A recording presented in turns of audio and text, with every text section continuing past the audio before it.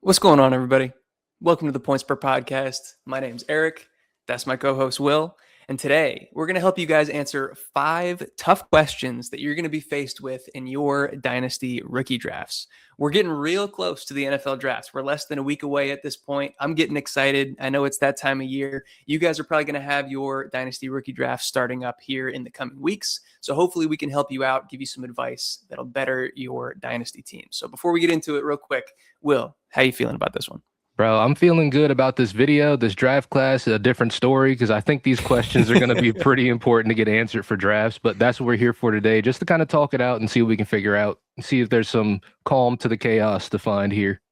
Absolutely. Absolutely. So let's start to talk through it. I'll pull up the kind of ADP that we have here. This is going to be on Draft Sharks, giving us an idea of where some of these guys are going pre-NFL draft. Obviously, the consensus is not locked down at this point, but hopefully this helps us kind of narrow things down a little bit for the term or for our discussion. Jeremiah Love, the clear and unquestioned 101, regardless of format, regardless of your settings, which I think is probably a good thing to bring up. We're kind of looking at this through the lens of a 12-team, half PPR, super flex, just for the sake of getting the tight ends in there. We'll say half point tight end premium, 4-point per passing touchdown league. Does that sound good to you, Will? Absolutely. Sounds like a good standard for me. Perfect. So with that in mind, I think the real questions start here at the 102. And I want to throw this to you first. Who should go first in this super flex setting? Do you think that Mendoza deserves to be the 102, or do you think some of these big 3 wide receivers should be in contention to be in that spot first? I think there's going to be a lot of people that would argue that Fernando Mendoza in these, sort of circumstances would, earn that 102 spot. But personally, I would look towards the wide receivers first in terms of, who I would want on my team versus a Fernando Mendoza. But yeah, we can just talk about that and see, because what's your answer to that question? I agree with you. I'm in the same boat. In terms of what that means for Mendoza specifically, I'm just not that impressed by him from a fantasy perspective. Quarterback evaluation is an incredibly difficult thing to do. I'm not going to lie. I don't have the best track record in it, so maybe take what I say with a grain of salt. But I just don't see the crazy high ceiling with him that would warrant this really high draft capital pick, especially in the short term. If we're looking at Dynasty through that kind of 3-year window lens, especially if he ends up, it's all but guaranteed that he goes to the Raiders. We saw Clint Kubiak have a good quarterback last year with Sam Darnold, and he ended up being just kind of a mid-range QB2. He wasn't like a crazy difference maker. And so even if Fernando Mendoza is on that level immediately, he's not going to be a high-end QB1 in the near term. And so I think kind of the alternatives there for me is like, if you want a guy that can produce that level at maybe even a cheaper rookie pick value, like you could trade for a Jared Goff or a Baker Mayfield or someone kind of in that range. What are your thoughts on that? Yeah, I would agree, because Jared Goff, Baker Mayfield, those are guys who have been in the NFL. They're still on, not young, but they're still on the younger side. Jared Goff being like 31, Baker being in about, did he just turn 30 recently? He's right in that range as well, yeah. Yeah, so it's like you're taking guys who are tried, tested in offenses that have already proven to be high powered, have good coaches at the helm of them. When you're looking at a guy like Fernando Mendoza, yes, Clint Kubiak is a good coach, and yes, he may put him in the right spots, but we're not exactly sure, one, when he's going to get started with them acquiring Kirk Cousins the way that they did. Exactly. Now, essentially, that's a glorified, I'm about to say first, a glorified 1-year contract, but it is still built to be a 5-year contract if they need him and Fernando Mendoza isn't progressing the way they want him to. That's the kind of way I look at it. But in terms of like what he's going to produce, I agree 100%. Yeah, there's really no question in my mind that Fernando Mendoza sees the field in year 1. It's just how early. Yeah. I think Kirk Cousins is there to be a mentor, is there to start the season and kind of show him the ropes. But I think in short order, he'll probably become the starter. I'm not as worried about how long it's going to take necessarily, just more so strategically, like what we've seen from the quarterback position in Dynasty overall. I think a lot of people still kind of think of it as a scarcity type position where you have to get your quarterbacks. And maybe in the deepest of deep leagues, that's probably still true. But if you're in a 12-team league, super flex setting, most teams are set. Most teams have at least two viable quarterbacks, and Mendoza isn't, like I talked about in the beginning. He doesn't have such a high ceiling that's going to elevate him above those QB2 range guys to where I feel like I need to reach on him to get him. And maybe this changes depending on the way that your league trades and kind of the market of your league. Where if you need a quarterback and you know that you're not going to be able to acquire one easily, maybe that does push him up the rankings for your personal league. I could understand that. I just see the potential upside of these wide receivers as being a little bit higher. But yeah, do you want to transition to talking about those guys, or do you still have something left for Mendoza?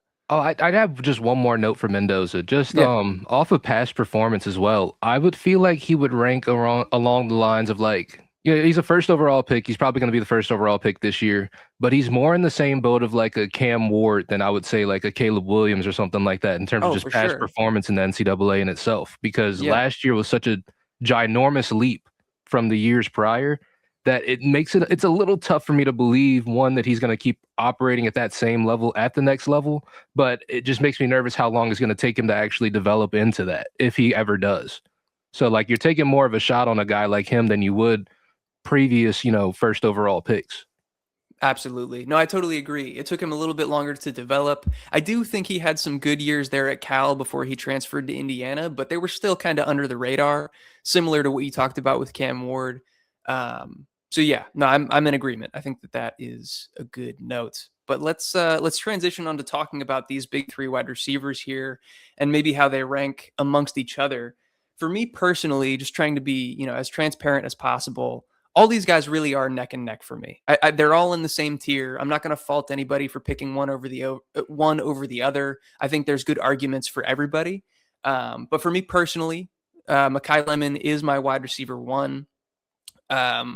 Unfortunately, kind of on the flip side of that, I do think he probably is the most scheme dependent. And so his landing spot is going to be huge for him and what team he ultimately ends up on. Over 40% of his yards came out of the slot or on screens, but he also had the highest out wide yards per route run in the class. So I think he's capable of both. He doesn't have to be pigeonholed into that slot kind of flanker role if a team wants to do that with him. Jordan Tyson is my wide receiver too. Looking at his age-adjusted production in this group, I think he's probably the best in the class. Obviously, he does kind of have those injury concerns looming over his head. And he has honestly one of the worst missed tackles forced percentages in this class. I think it is the worst in this class and one of the worst in my database going back to 2019. So that's something that you got to worry about as well as kind of a downside for him. But I think his upside is really through the roof. He's incredibly athletic. He's a good route runner. And he showed the ability to dominate targets at the college level. And then Tate is my three, even though if I were looking at this from a purely NFL perspective, he would probably be my one, where I think he's the most NFL and pro ready to make a difference to an NFL team. But from a fantasy perspective, he just has never so far throughout his career been a high volume target earner. And that can be explained away if you want to, by the fact that he played with Emeka Egbuka, with Marvin Harrison Jr., with Jeremiah Smith most recently. And so, of course, he's not going to be a crazy high volume guy with those guys on the same roster. But it's tough for me to project that to him going forward is all. So I'm curious where you're at with these guys. No, I 100% agree. I think that when it comes to the rankings, well, not 100% agree, because when it comes to the rankings, I've got Makai Lemon, and then I've got Tate and Tyson kind of neck and neck, kind of interchangeable at that point, because I feel like with the Makai Lemon, with the correct landing spot, if he lands somewhere that can use him immediately and he is that wide receiver one, he's proven at the collegiate level that he can handle that kind of a workload. He can get all those targets and he can handle that kind of a workload throughout the season. Jordan Tyson has kind of shown that as well, but at the same time with the injury concerns, if an NFL team shows me that they aren't concerned with him and they give him good capital and stuff like that, I'm not as worried about Jordan Tyson. He would probably be my definite number two. Yeah. But if a team is worried about that and it's concerned and he slides in this draft, he's definitely going to slide down the board, obviously. Because out of the three, like you said, Carnell Tate has not really proven that he can handle a huge workload and can be a number one wide receiver. While I do believe he's probably going to get the best draft capital out of the three, like you said, that's speaking from a pure football level where any team that he goes to, he's definitely going to be a great wide receiver too. Is he ever going to develop into the wide receiver one? I'm not 100% sure there. I don't think like you said, we can't really determine that because we've just never seen it from him. So Yeah. while we want to draft guys based on what they can do, what they've shown us they can do, not what we want them to do, because we're not playing Madden. You're not going to be the one throwing the ball to them. You're not going to be Yeah. scheming up plays. So end of the day, you got to go with what data we have. And if I'm going based off of that, Mekhi Lemon is the guy that you would want from a fantasy perspective. Yeah. No, I agree with you. And I do want to make it clear, none of these guys are like uber elite. No, None of these guys really stand out amongst like the top tier of prospects that we've seen over the past half decade or whatever. However far we want to look back. I think that they all have their question marks. And I think even with that question that you mentioned, like who can really be a wide receiver one, they could all end up being wide receiver twos. That's well within the range of outcomes. But I agree that Carnell Tate just is the one that hasn't shown that to us to this point, whereas Mekhi and Jordan Tyson have done it at the collegiate level. At least. absolutely.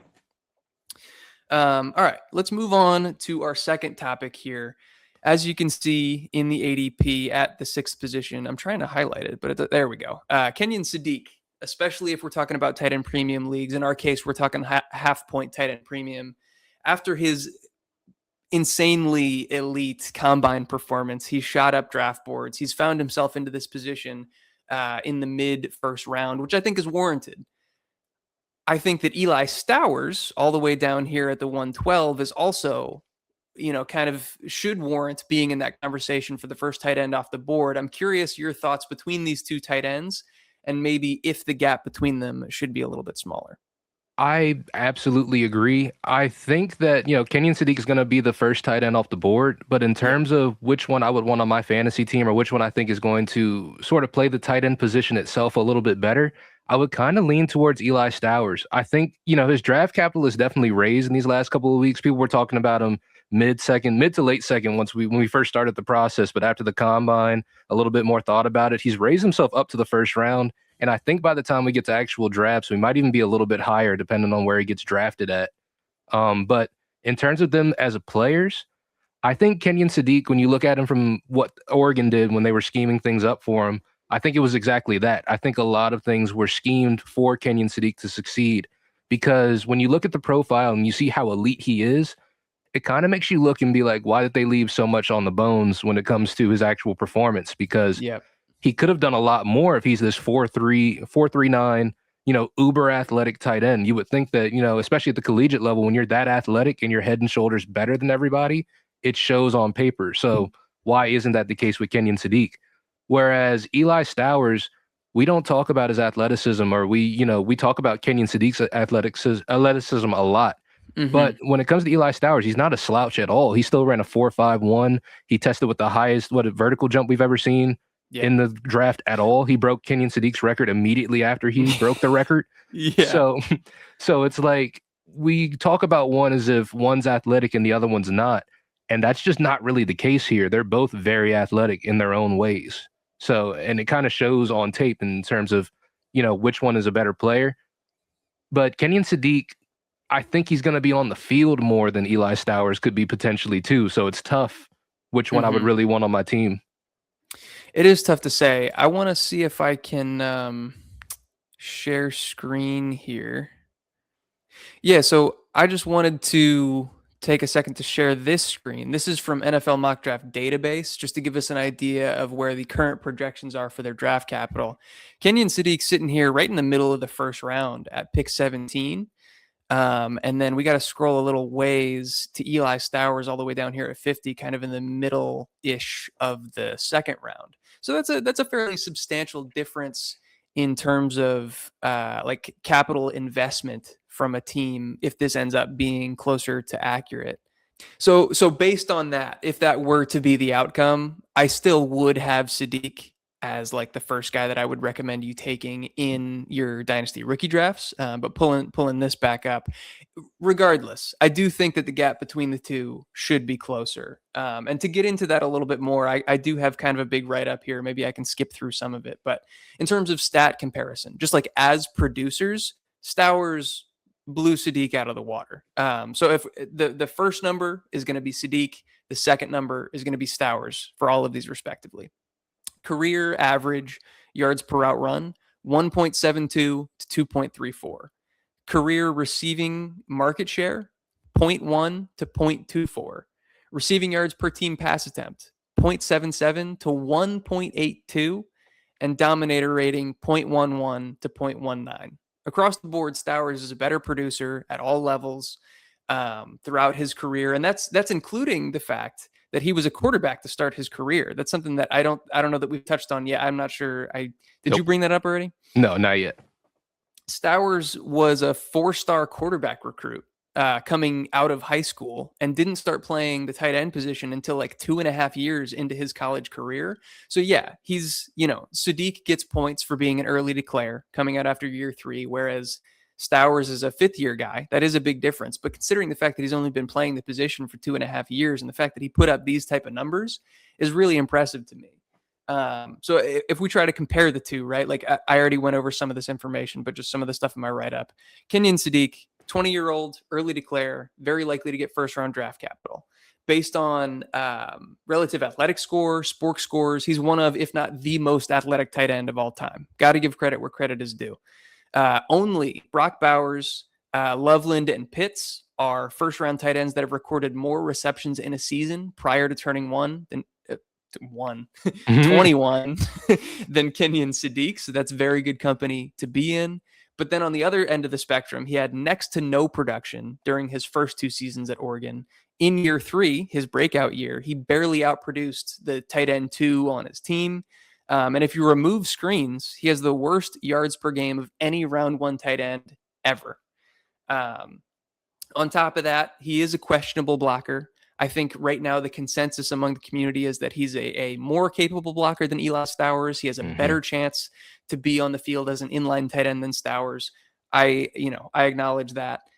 In terms of comps for him, I kind of put him somewhere on the spectrum of like a David Njoku with better draft capital, which I fully acknowledge. I'm stealing that from Ryan Heath. He put out a great article comparing him in that regard. But David Njoku-esque to somewhere in like the Noah Fant range. These like hyper athletic guys that don't have the production in college to back it up, I think is kind of the range that he falls into.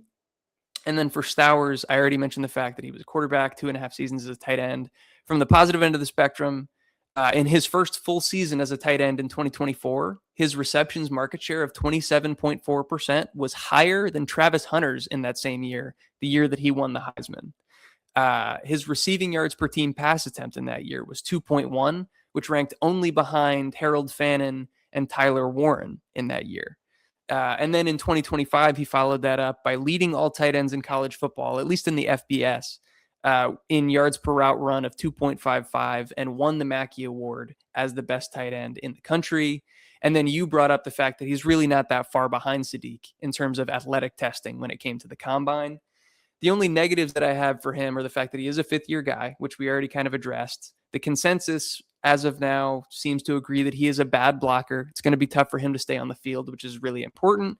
And if he's not going to be an inline guy, if he's really truly going to be like a mostly F slot type tight end, athleticism matters less because he's probably going to be matched up against cornerbacks and not like linebackers and safeties.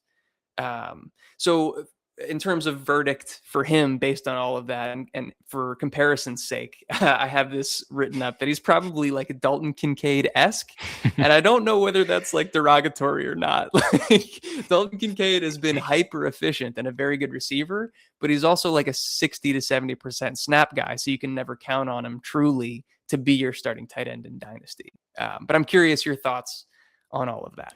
No, I 100% agree with everything you said. I think that with Kenyon Sadiq and his ability to block and the fact that Oregon kind of used him all over the field, he shows a lot more versatility and probably ability to stay on the field more often than an Eli Stowers because, like you said, with Dalton Kincaid, he measures up pretty similarly to him. And in terms of how he's used, he's only on the field about 60% of the time, but he's been very efficient. Dalton Kincaid is also in one of the best offenses in the NFL.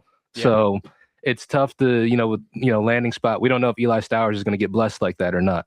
Mm-hmm. But I think when we come to ADP and stuff like that, when just looking at this list right here, one, the gap between him and Kenyon Sadiq should be a lot smaller than it is, because I think once we get to like that 108, 109 kind of range, I think we're going to see a lot of people kind of just pulling that trigger on an Eli Stowers in that instance, because you're looking at either the tight end 2 or the wide receiver 5, 6, We're Right. getting into the range where things just start to not really make too much sense anymore. But Absolutely. so I think you had it written up. He's right here at the 112, but I don't know if he's going to go that far. I don't think you should trade back to the 112 if you want Eli Stowers. Like if you Right. do have that 108 in that range, if you want him on your team, I think that's someone you should just pull that trigger on right there because consensus just it is what it is at that point in the draft. Yeah, I think that's a good point. If you're an Eli Stowers truther, if you want to guarantee that you have him on your team and say you do have the 106, I wouldn't be entirely opposed to just pulling the trigger there. I think that maybe you lose out on a little bit of value that you could get in a trade back. Depends Mhm. on your league, depends on what's available there. I wouldn't want to trade much further back than say maybe the 109 because once you get past Sadiq and Concepcion and probably Cooper or whatever your league's choice is of the next wide receiver, Eli Stowers is going to be in contention for those next couple picks. So if you want to guarantee him on your team, it's tough to go much further back than that. Also, for the sake of the video, we are talking about tough decisions that you have to make based on their current ADP. I don't think you're going to have to make a decision between Sadiq and Stowers necessarily at the Mhm. 106. It's just whether or not you want to stay in that position or try to maybe manipulate the draft capital a little bit, trade back, or do something along those lines to tier down into an Eli Stowers. Absolutely. And like you also alluded to earlier, draft capital for Eli Stowers is going to be absolutely huge because if he does go 100%. in that middle second, late second, it's not as optimistic for him. But if he goes late first, early second, That's huge. yeah, that's big. The gap So closes quickly for me. yeah, yeah, absolutely. And I could see a lot more people pulling the trigger a lot earlier on Eli Stowers in that instance. Absolutely. All right, you ready to move on to the next topic here? Absolutely. So you did allude to it a little bit there. As you get past this 106, we start to get into the next tier of receivers. That's kind of where we've started to group things. Casey Concepcion, Omar Cooper Jr., and Denzel Boston have kind of become this next group of guys that people are deciding between. I'm curious how you rank them and if there's any tier breaks even between them or if they're all pretty similar for you. I've seen Casey Concepcion rise up boards quite a bit lately. Me personally, I would still probably value Omar Cooper Jr. a little bit more, especially depending on where he lands at. But Okay. I could see those two are kind of a toss up for me. Sure. Denzel Boston is definitely towards the end of Oops. that list of that group of three for me. Because out of the things I've seen, and especially the evaluations, people are looking at him as more of like a Kenny Galladay than like, a Yeah. receiver who can separate and do everything at that level, especially at the size that he's at. Because he's big, but he's not as fluid as other people are. But he is able to go out there and win. It's just how consistently is he going to be able to do that? We just don't really know at this next level. But in terms of the other two, just how consistently they can win, contested catch rates, even with Casey Concepcion, with just sort of the weird usage he's had in college, but the flashes that he has shown, it's shown a little bit more adept. He's a little bit more adept at things like route running, getting separation, creating separation. I just don't think Denzel Boston really has that in the tuck, so he really is towards the bottom of that tier for me. But in Yeah. terms of the other two, it's kind of a toss up. I'm in pretty much the same boat. I think I might rank Concepcion just a hair over Omar Cooper Jr., but it truly is like neck and neck. It's funny too because in my wide receiver model that we've talked about a little bit here, Omar Cooper Jr. just barely grades out better than Concepcion, but that takes into account some like manual adjustments after the fact that could be explained away. So for Casey Concepcion in his year two at NC State, the usage was so strange. Like his year one usage was incredible. He rivaled the production and the efficiency of Jordan Tyson in his year one at Colorado. Um, but then year two, he just became like a super gadget guy. And I think that Concepcion specifically mentioned that as part of the reason why he transferred to Texas A&M for year three to prove that he was more than that and that that usage doesn't define him. And then he went to Texas A&M and proved that. He had a much higher ADOT. He had much more usage down the field, showed that he could be a true route runner instead of just that kind of like around the line of scrimmage guy. But unfortunately, having that year two in his profile did hurt kind of like the ADOT threshold and his first downs per route run threshold, which ended up bringing him ever so slightly lower than Omar Cooper Jr. for me, just in model rankings. But I would probably adjust for that and say that Concepcion deserves to be the number one of that group. I like Omar Cooper Jr. He's really dynamic after the catch. I think he has the best missed tackles force percentage in this class out of the wide receiver group. But we're totally in lockstep with Denzel Boston. I will have him ranked higher than this when it comes to like actual recommended draft value. But in terms of my wide receiver model, he's way down the list. Like Omar Cooper and Casey Concepcion are back to back at wide receiver 4 and 5. I want to say I'd have to count it out, but I think Denzel Boston is like near wide receiver 15. Like his grade is pretty poor based on his production profile at Washington. Sheesh. Yeah, that's not great right there. Let me ask though, because this is something I've seen people bring up. They brought up Casey Concepcion's drop rates in the past. Now, I don't think that really matters too much at the next level. We've seen guys who drop the ball a lot and still have produced a lot, a la, Deontay Johnson, stuff like that. But just wanted to see what your official take was on that, just to get that off the table in case people...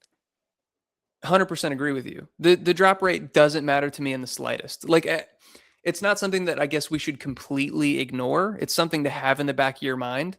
Drop rates fluctuate so much from season to season. We see it with some of the NFL's best producers. Yeah. Puka Nacua on his amount of volume is among the highest drop rate players in the NFL. Jamar Chase, similar bucket. The more you get thrown the ball, the more you're going to drop it. That's just what happens. And so when you have a high volume guy like Casey Concepcion, you're going to see a relatively high drop rate. And maybe his is on the extreme end. Maybe his is a little bit worrisome, but it's not something that I'm heavily factoring into his grade or where I'm ranking him necessarily in this class. I absolutely agree. 100%. Just wanted to make sure we address that before the comments come for us. We know what you guys are going to say. I'm glad you brought it up. No, I think that is important. Anything else you want to touch on with those three guys before we move on to the next topic here? It's like I said, everything really does come down to landing spot and draft capital, but at the end of the day, that's with all these guys. That's absolutely true. As of now, it does seem like Concepcion and Omar Cooper have the higher projected draft capital. A lot of people do still have Denzel Boston sneaking into the back end of the second round.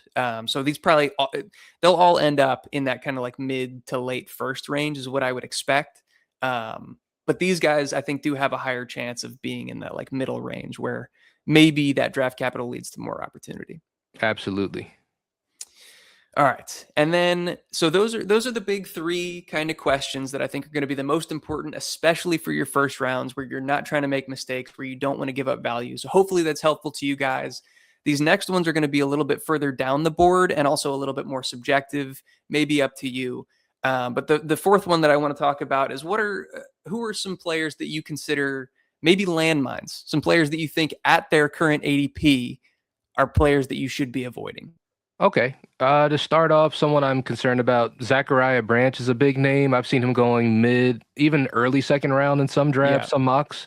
I don't know if he's going to be worth that kind of capital, just strictly off the fact that I think he's going to be more of a special teams guy at the next level. I'm not sure how his game is really going to translate well at the next level. He could 100% surprise us, and he could show, shades of the Zachariah Branch of, very old, but at the same time... or very young. Yeah, you know what I'm saying? Yeah. But at the same time, I just don't think he's going to be worth the price that he's going at. Same with guys like Chris Bell. He's coming off of the ACL injury. He's never really been much of a route technician kind of guy. He really wins on slants, crossing routes. He's not really someone who can win on the boundaries too often. But at the same time, I don't know. His usage is going to end up being weird. I've seen a lot of like Debo Samuel Light, and I'm talking about old Debo, not the Debo we got now.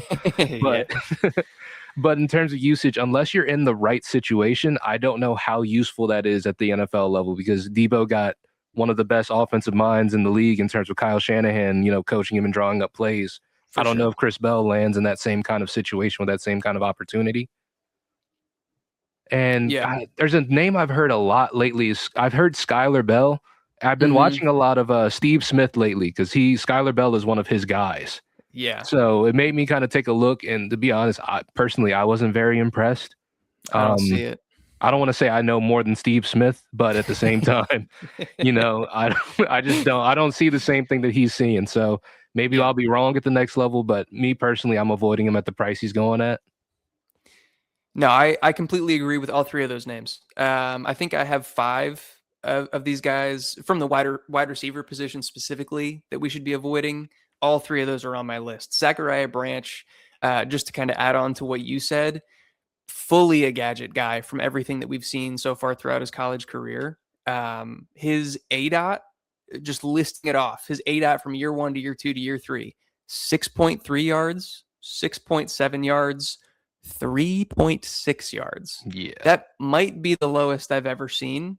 In terms of who he kind of comps to for me analytically, like he's in that Rondale Moore type range. He's with a bunch of other gadget guys. Like I think that he's incredibly talented with the ball in his hands. And I think it's really important that you brought up the fact that he could be a very good special teams contributor for an NFL team. He'll stick around on a roster because he's going to be so good at that. But from like a true wide receiver perspective, I just don't know that I see him being able to, develop into that.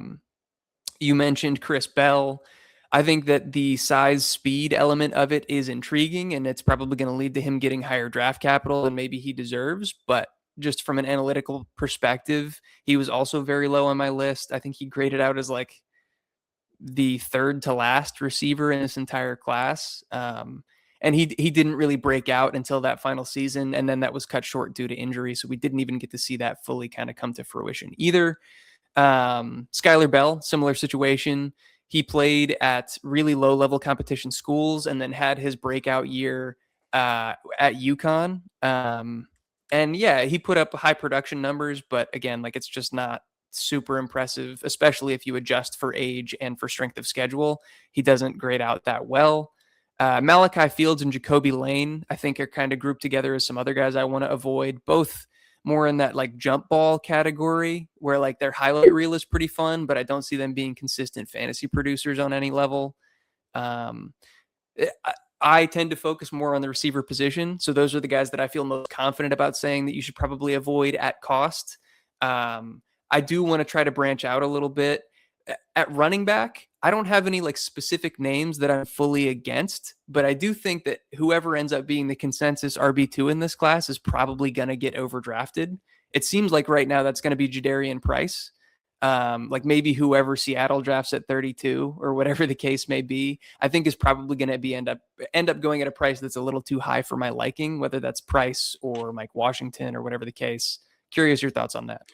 Yeah, Jadarian Price is just such a weird case because he was behind Jeremiah Love. I would have liked to have seen him go somewhere else and really be like the number one running back so we could actually get a good look at him. But right, he chose the coward's route, stood behind Jeremiah Love. That's pretty strong. I was going to say he stuck over there.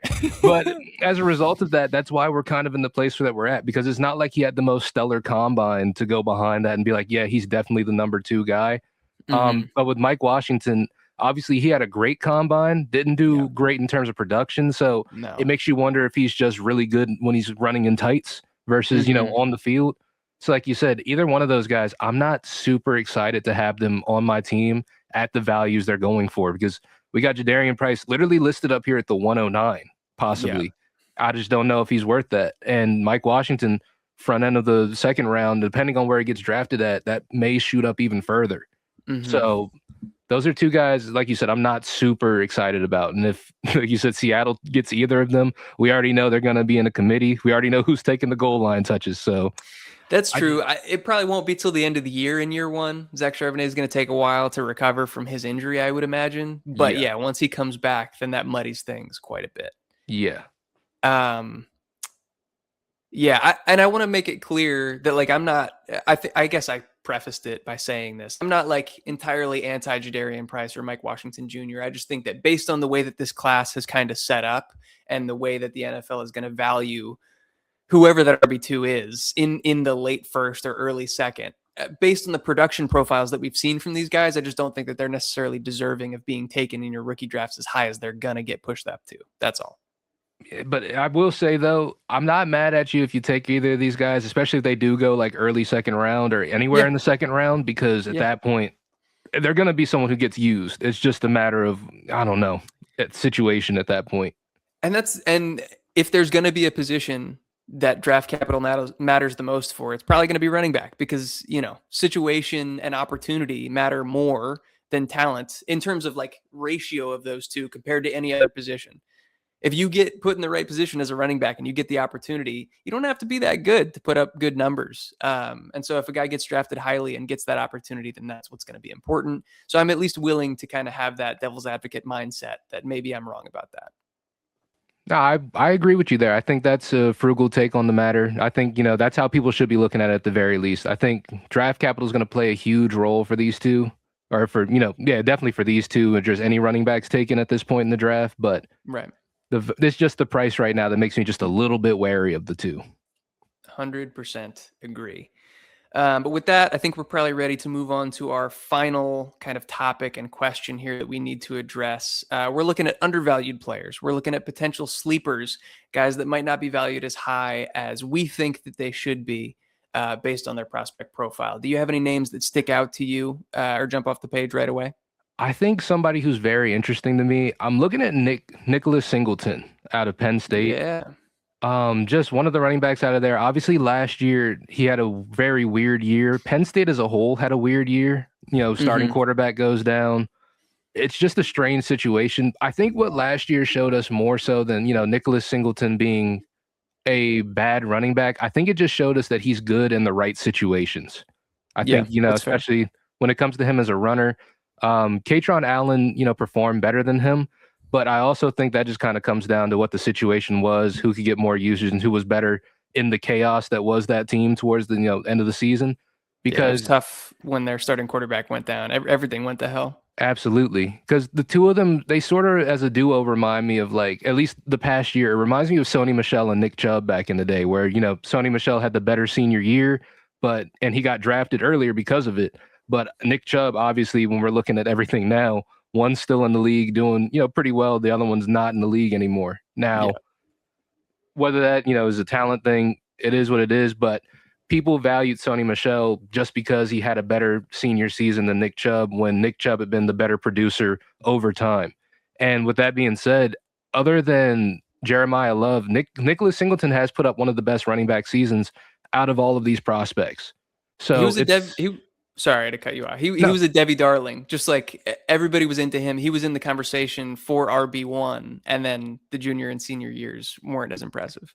And even like junior year wasn't a bad year, honestly. I think all things considered, it was still a pretty good year. And last year was just a really weird year for Penn State. But, because of that, we've kind of, tossed him to the side. He's probably going to end up being a mid-round guy. I've seen him sort of sliding up, people saying he might be late day 2, early day 3.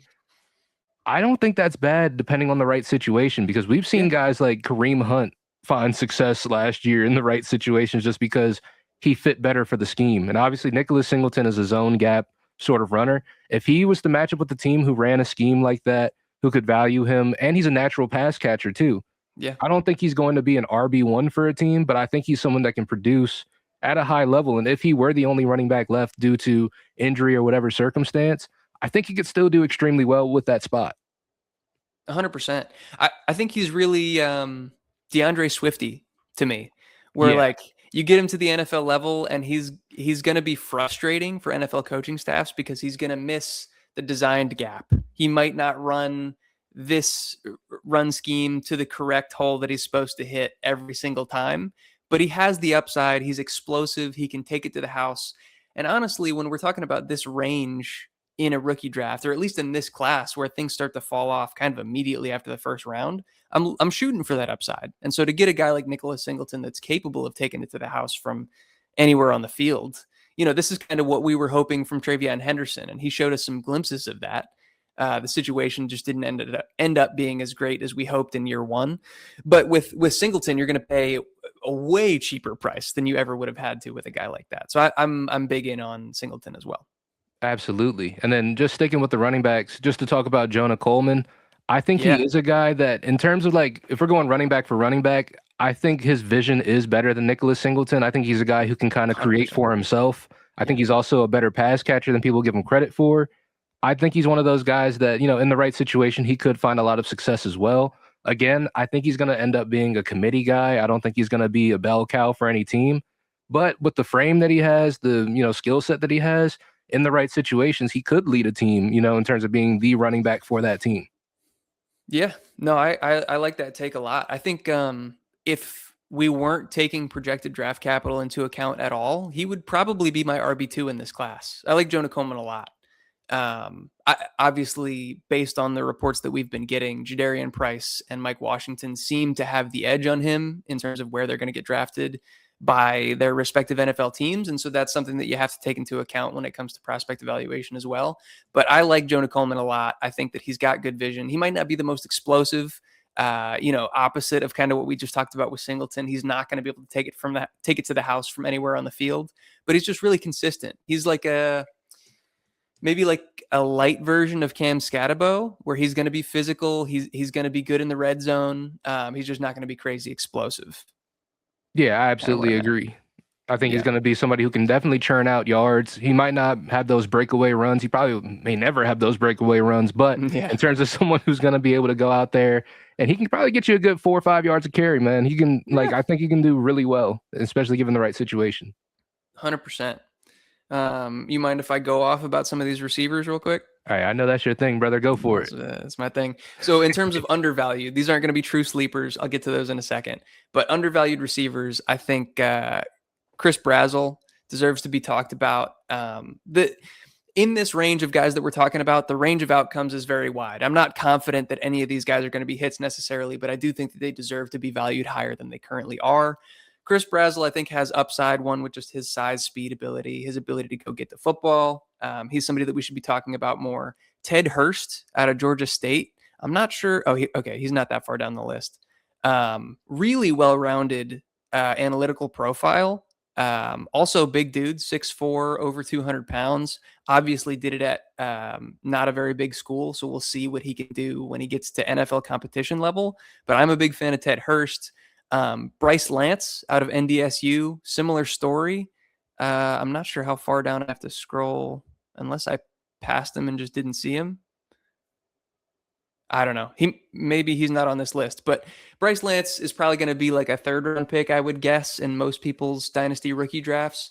Out of North Dakota State, reminds me a lot of Christian Watson in terms of just his field stretching ability and his size and speed and stuff like that. Not going to be a high volume guy, but could be a high variance kind of upside guy. Brennan Thompson out of Mississippi State. He's going to be a size outlier for sure. I think he's like 5'7", 165 pounds, super small, could easily wash out of the league, but he could also be like a Tutu Atwell, or maybe even at the high end, like a Hollywood Brown type, where he can contribute because of his speed. He ran a 4.26 at the combine. And also he's a really good separator. He looked great on tape, and his production profile actually wasn't so bad. And then the last one that I want to talk about, Eric McAllister out of TCU. His production profile is truly very, very good. His missed tackles force rate, he's really good with the ball in his hands, but he's got a lot of off the field issues. I don't want to speculate too much, but in terms of just what's been reported and what's been alleged, he has a felony gun charge against him, and so I think that that's definitely pushed his draft stock down. He also, I hate to put it in these terms, and maybe I shouldn't, but like he kind of quit on his team at Boise State before he transferred to TCU halfway through the season, just like stopped playing for them. So I think there's definitely red flags and question marks there.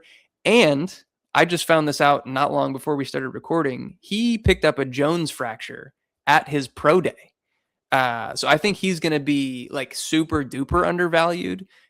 Maybe you anticipate that he just washes out of the league entirely, but I think the upside is there, especially if you can get him as like a 4th-round flyer. Yeah, I think he's one of those guys that he could develop into something really good, especially like you said, with the undervaluing. And he's going to just get some time to just kind of sit and learn, because with that Jones fracture, we know that's going to probably take a little while before he sees the field. Yeah. If he even gets that kind of capital where he would see the field early, you know what I mean? Right. So he's going to sit for a little bit. But I like all of these guys you mentioned. I've heard a lot about Ted Hurst in the last couple of weeks in terms of him going up draft boards. Chris Brazzell, the second, I've been pretty high on him a little bit throughout the process just because I like the kind of player that he is. Bryce Lance is someone you just put on my radar, and I've been taking a look into him, and I like what I've seen from him. So I think that's a good list right there. Yeah. And then I do have some like super duper deep sleepers. Is there anybody you want to talk about before I keep going? I guess before we get to those, just from the tight end perspective, down there at number 28, we got Max Clare. I Yeah, think he's somebody who, if he was able to get to the league and maybe even just sit and develop for a little bit, like behind a number one guy, like say he went to the Ravens, got to sit behind Mark Andrews, or went to the Chiefs, sure. got to sit behind Travis Kelce and Noah Gray. I think he's got everything in the tool set to be a really good tight end at the next level. In terms of blocking and him being on the field, there's times where he's a little inconsistent with his blocking, but I wouldn't call him a bad blocker. He's Yeah. also just got a good frame, 6'4", 246. He's a big guy. And just in terms of being able to get upfield, he's got good wheels on him. He's able to make those moves. He's able to beat linebackers and get those mismatches going. I think he's somebody that, late value could end up being someone to turn into somebody at some point in his career. I don't think it'd be right away. I don't think he's a day one impact guy, but say he got the red shirt and just kind of learn, I think that he could end up developing into something special. I agree. Yeah, I think he's super well rounded. I think that his production profile at Purdue before he transferred to Ohio State was really impressive. Obviously, he got to Ohio State. The target competition was Yeah. very, very tough. So it was hard for him to really be a high end producer, but I liked what I saw from him. And also, I think he was dealing with injury in that final season a little bit. I did. Oop, I keep clicking on people. Justin Jolly was another guy that I think is kind of in the undervalued category before we get to these super deep sleepers. He actually outproduced Casey Concepcion in that year too at NC State. Again, I do think it's worth noting that the usage that year was very strange and funky. I'm going to, of course, now that we're recording, I'm going to forget his name. Who's the second tight end currently or for the Ravens behind Mark Andrews? Or did he go somewhere else? Isaiah Likely is on the Giants now, so He's on the Giants now. Thank you for correcting me. I Mhm. think Justin Jolly is in a very similar mold with Isaiah Likely. I think that they're both kind of those like slot flanker guys, not going to be consistent blockers, but very athletic.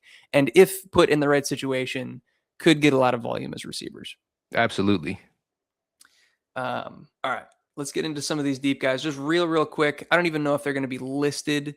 Sam Roush, another tight end that stood out to me at the combine. I keep clicking on people. My goodness. He's probably on the list. Yeah, he's down here, but we don't even need to keep scrolling through here. Sam Roush, really big dude. I think he's like almost 270 pounds, and so you wouldn't expect him to be a big fantasy producer, but he stood out in terms of his RAS score and his Spork score, and so I think that he has a chance to potentially develop into something of a fantasy asset. John Michael Gillenborg, in a similar range of like athletic freaks. He came from Montana. I think he's another tight end that's at least worthy of being on your radars. And then Oscar Delp is another tight end. Not much of a producer at the college level, dealt with a lot of injuries, but he played at the highest level at Georgia. And I think that he's incredibly athletic and kind of under the radar, somebody that should at least have your attention. Will, I know you might be into this one. Quarterback Cole Payton out of NDSU. We've talked about him a little bit on the channel before. Dual threat guy, lots of rushing production. And from what we've seen, could potentially be like a late day two guy. He might find himself in round 3 of this NFL draft. If he does, I'm certainly taking flyers on him late in your dynasty rookie drafts. And then just 2 more guys here. Eli Heidenreich, kind of a combo running back wide receiver out of Navy, drawing a lot of comps to like a light version of Christian McCaffrey based on the production that he had there at Navy. Obviously, their offense is pretty Mickey Mouse and not necessarily something you can project to the NFL level. But his receiving profile is fantastic, and that's one of the main drivers of what we look at in terms of our running back grading. And then Jeff Caldwell, wide receiver, just a size speed freak. He was like 6'5" and I think ran a sub 4.340. He'll probably get boosted in his draft capital, and so that might warrant some opportunity. No, I absolutely agree with all of these. I have taken a look at Cole Payton since you first brought him up on the channel, and I'm impressed with what I saw, honestly, especially like you said, in terms of the athleticism and him actually being a real like dual threat quarterback. I Yeah. get a little bit nervous with NDSU guys just based off of history, but at the end of the day, we don't draft helmets, we draft the players. So he's somebody I'd rather take a shot on than say like Carson Beck. You know what I mean? So Yeah. Upside is there. But yeah, I think that'll probably round it out for us. We appreciate you guys as always. If you stuck with us until the end, if you did enjoy the video, please do let us know by leaving a like on it. If you want to stay up to date with all of our latest content, obviously we'll be updating you guys post draft with the landing spots, giving you our rankings after that. So hit that subscribe button, hit that notification bell to stay in the loop with us, and let us know what you think. Jump in the comments section. Let us know if we missed anything, if you disagree with any of our takes from like the first kind of 3 questions we talked about, or if there's any sleepers or landmines that we didn't mention that you have on your radar that you want to tell us about. But yeah, I think that'll probably do it for us, and we'll catch you in the next video. Peace. Peace.